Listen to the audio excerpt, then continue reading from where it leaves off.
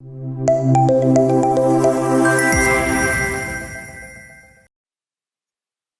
Friends, welcome back. चलिए आज शुरू करते हैं ट्रांजैक्शन प्रोसेसिंग को। अभी तक जो भी वीडियोस हमने देखी वो सभी नेविगेशन या इंट्रोडक्शन के साथ संबंधित थी, लेकिन अभी नाउ ऑनवर्ड्स हम ट्रांजैक्शन प्रोसेसिंग शुरू करने जा रहे हैं। तो सबसे पहले ट्रांजैक्शन प्रोसेसिंग में हम जनरल लेजर के बारे में जानेंगे। तो जैसे अकाउंटिंग में सबसे पहले फाइनेंशियल अकाउंटिंग को हम नेविगेट करते हैं, तो सबसे पहला पार्ट है जनरल लेजर का। तो जनरल लेजर के बारे में आपको मैं बताने से पहले एक बात बता देना चाहता हूँ। देखिए, कोई भी एप्लीकेशन आप देखोगे अकाउंटिंग के रिलेटेड, कोई भी एप्लीकेशन आप देखोगे उसमें तीन पार्ट रहते हैं। एक मास्टर डाटा, एक ट्रांजैक्शन रिकॉर्डिंग और थर्ड रिपोर्टिंग। कोई भी एप्लीकेशन, छोटी या बड़ी कोई भी एप्लीकेशन देखोगे तो तीन पार्ट रहेंगे कि पहले क्रिएशन करनी होती है मास्टर डाटा की। मास्टर डाटा क्रिएशन के बाद हम उसके बाद ट्रांजैक्शन रिकॉर्ड करते हैं। उसके बाद ट्रांजैक्शन रिकॉर्ड हो जाने के बाद जब डाटा एंटर हो जाता है सिस्टम में, तो उसके बेसिस के ऊपर हम रिपोर्ट्स रन कर सकते हैं। तो ये तीन पार्ट रहते हैं हर एक एप्लीकेशन में। तो डेफिनेटली इस एसएपी में भी यही तीन पार्ट रहेंगे। हम तीन पार्ट देखने वाले हैं। पहले सबसे पहले मास्टर डेटा के बारे में बात करते हैं। उसके बारे में आगे फिर ट्रांजेक्शन रिकॉर्डिंग है, उसके बारे में बाद में बात करेंगे। सबसे पहले हम मास्टर डेटा के बारे में बात कर लेते हैं। तो मास्टर डाटा के बारे में थोड़ा सा मैं बैकग्राउंड बता देता हूँ। तो मास्टर डाटा के बारे में ये है कि जो मास्टर डाटा है उसका ट्रांजेक्शन कोड क्रिएशन करने का, general ledger master data create करने का ट्रांजेक्शन कोड है FS00। उसका मेन्यू पाथ रहता है accounting, financial accounting, general ledger, master course, GL accounting, individual processing and center. So इसके अलावा एक बात और, मास्टर डेटा में, मास्टर डेटा कोई भी जीएल अकाउंट हम क्रिएट करते हैं उसके दो सेगमेंट होते हैं। एक चार्ट ऑफ अकाउंट सेगमेंट और एक कंपनी कोड सेगमेंट। दो सेगमेंट से मिलकर बनता है एक जनरल लेजर अकाउंट।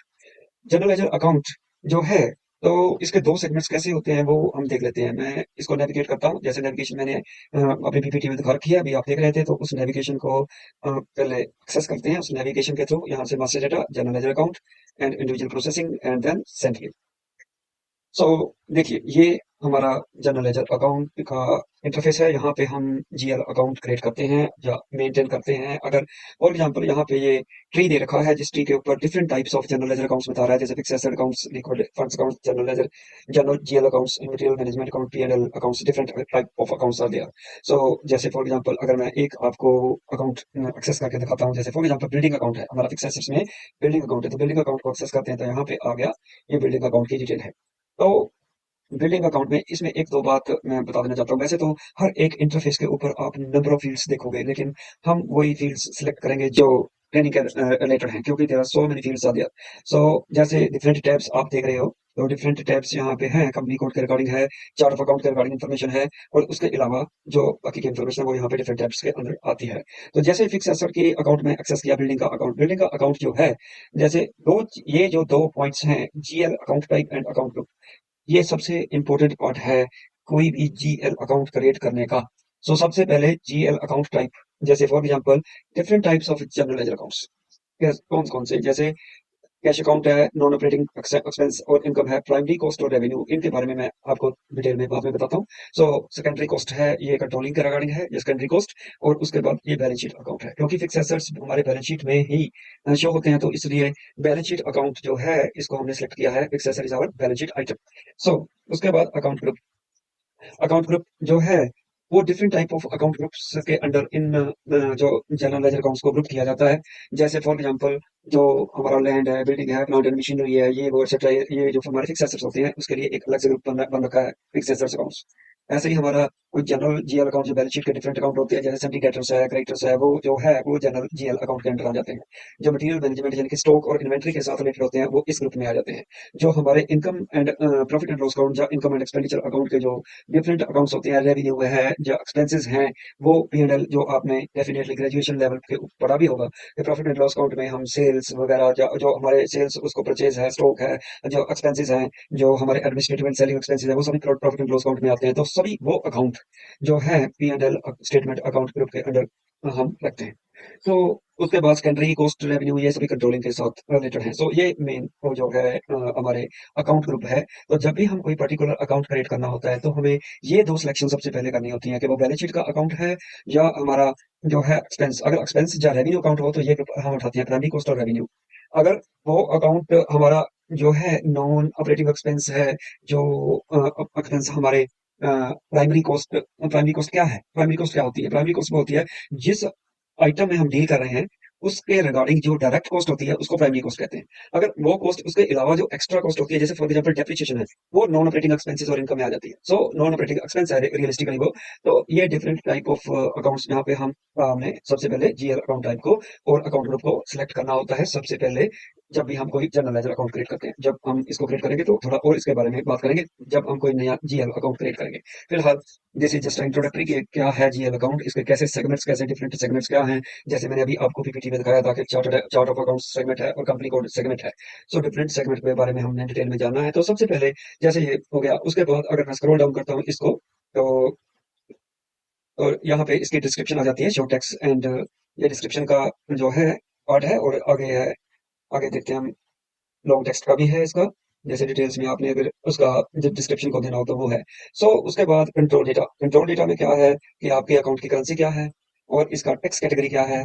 कि जैसे हम कोई फिक्स एसेट परचेज करते हैं तो उसके ऊपर जो टैक्स पे किया है हमने, जैसे जीएसटी पे किया है, तो वो जीएसटी का इनपुट अलाउड है, टैक्स अलाउड हो। तो रिकंसिलिएशन अकाउंट के बारे में मैं डिटेल में आपको बताऊंगा, तो अभी इसके बारे में बात नहीं करते, अब आगे चलते हैं। तो जैसे, और इसके बारे में field status group, field status group क्या है, तो ये हमें डिफरेंट फील्ड स्टेटस ग्रुप, ये हमें आईटी पर्सन जो है हमारे, जो बैकएंड पे काम कर रहे थे, वो इसको क्रिएट करते हैं। तो डिफरेंट, वैसे तो स्टैंडर्ड अकाउंट ग्रुप ही एसएपी प्रोवाइड करता है। तो different types of account group है, जैसे जनरल लेजर अकाउंट है, मटेरियल का अकाउंट है, कॉस्ट अकाउंटिंग का अकाउंट है, बैंक के साथ रिलेटेड है। तो डिफरेंट टाइप ऑफ अकाउंट्स हम यहाँ पे ग्रुप जो है सेलेक्ट करते हैं। तो ऐसे ही आगे जो है, information about chart of accounts and information about company code, ये मैं आपको डिटेल में अभी थोड़ी देर में बताने वाला हूँ। जस्ट इंट्रोडक्टरी ये अभी मैं दिखा रहा हूँ कि एक अकाउंट में जब जनरल लेजर अकाउंट क्रिएट किया जाता है तो उसमें क्या क्या रहता है, ये हम देख रहे थे। तो अभी बात चल रही थी कि दो सेगमेंट हैं, तो दो सेगमेंट कैसे हैं वो मैं आपको दिखाता हूँ। चलिए, एक तो मैंने सेंट्रल ये खोल रखा है, इसको दोबारा खोल लेते हैं इसको। ये जो ट्री है देखिए, ये जो ट्री है हम इधर इस साइड पे, लेफ्ट साइड पे ये देख रहे हैं, तो इसको आप ऑन ऑफ कर सकते हो। जैसे फॉर एग्जाम्पल एनवायरमेंट, सॉरी, इसके ऊपर अगर आप सेटिंग्स के ऊपर जाओगे, हाई हाई डिस्प्ले में जाओगे, तो यहाँ पे display account in navigation tree या do not display navigation tree, अगर मैं इसको ये करता हूँ, कर लेता हूँ कि मेरे को नेविगेशन ट्री नहीं चाहिए यहाँ पे, तो इन दैट केस इंटरफेस कैसे दिखाई देगा, ये देखिए, ऐसे ऐसे दिखाई देगा इंटरफेस। तो जैसे 2000 मैंने एक्सेस कर लिया ये, तो वो आप पे डिपेंड करता है कि आपको कैसे कन्वीनियंट लगता है। जैसे कन्वीनियंट लगता है आप वैसे कर सकते हो। मेरे को वैसे ज्यादातर नेविगेशन ट्री के साथ कन्वीनियंट लगता है, तो इसलिए मैं नेविगेशन ट्री ओपन करके रखता हूँ, तो क्योंकि वहां से जनरल लेजर अकाउंट को एक्सेस करना बहुत ईजी रहता है। सो डिफरेंट, इसमें मैं दोबारा एक्सेस कर लेता हूँ, तो यहाँ पे नेविगेशन ट्री वापस आ गया। तो इसको मैं अभी बढ़ा लेता हूँ, अपने इसको स्पॉट को, इस राइट साइड वाले पार्ट को, इसको मैं थोड़ा सा एडजस्ट कर लेता हूँ स्क्रीन को। ओके, तो अभी मैं दो सेशन और खोलता हूँ, एक और सेकंड सेशन ये, क्योंकि मेरे को डिफरेंट आपको सेगमेंट दिखाने हैं। तो जो सबसे पहले मैं स्क्रीन यहाँ पे देख रहा हूँ, ये centrally, this is edit GL account centrally. So it is, जो सेंट्रली है, इट कंटेन्स बोथ पार्ट, यानी कि चार्ट ऑफ अकाउंट सेगमेंट भी है, कंपनी कोड सेगमेंट भी है। अगर मैं दूसरे सेशंस में इसको एक एक सेगमेंट को एक्सेस करूँ तो कैसे दिखाई देगा मेरे को, वो देखते हैं। Master code, GL account, individual processing, तो ये देखिए चार्ट ऑफ अकाउंट। तो ये आ गया चार्ट ऑफ अकाउंट सेगमेंट। अब तीसरी स्क्रीन पे मैं फिर से कंपनी कोड सेगमेंट ओपन करता हूँ, GL account, master code, GL account, individual processing, and this is in company code. Okay, so ये कंपनी कोड सेगमेंट आ गया। तो इन दोनों को मिलके तीसरा एक जो बना है वो है सेंट्रली। अभी देखिए इसके ऊपर डिफरेंट टैब्स आपको दिखाई दे रही हैं, ये डिफरेंट टैब है। अगर मैं मान लीजिए चार्ट ऑफ अकाउंट सेगमेंट को एक्सेस करना चाहता हूँ, सिर्फ वही देखना चाहता हूँ फिक्स एसेट्स में, ठीक है, तो ये देखिए, तो मेरे पास क्या है, type, description, keyword and information, that's it.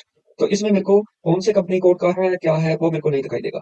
ये जो इन्फॉर्मेशन है, ये सभी कंपनी कोड्स के लिए एप्लीकेबल रहती है, फॉर ऑल कंपनी कोड्स। लेकिन जो कंपनी कोड सेगमेंट का पार्ट होता है, वो एक पर्टिकुलर कंपनी कोड के लिए ही है।